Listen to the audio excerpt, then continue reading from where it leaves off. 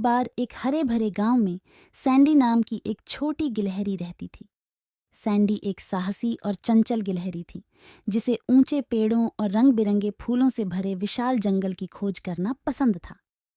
एक धूप वाले दिन, जब सैंडी आगामी सर्दियों के लिए मेवे इकट्ठा करने में व्यस्त थी, उसने मदद के लिए पुकारती एक छोटी सी आवाज सुनी।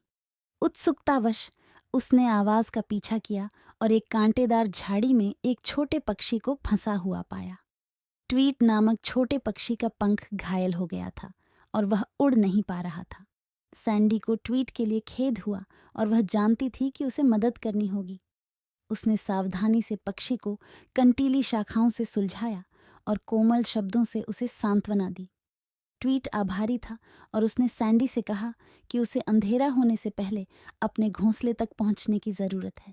बिना किसी हिचकिचाहट के सैंडी ने ट्वीट को अपनी पीठ पर ले जाने की पेशकश की और पेड़ों की एक शाखा से दूसरी शाखा पर छलांग लगाती रही, जब तक कि वे ट्वीट के घोंसले तक नहीं पहुंच गए।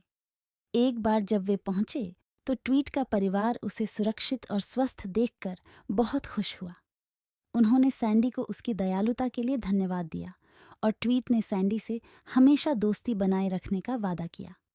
जैसे ही सैंडी अखरोट इकट्ठा करने के अपने काम पर लौटी, उसे खुशी महसूस हुई कि वह किसी ज़रूरतमंद की मदद कर सकती है। उसे एहसास हुआ कि भले ही वह छोटी थी, लेकिन दूसरों पर दया दिखाकर वह बड़ा बदलाव ला सकती थी।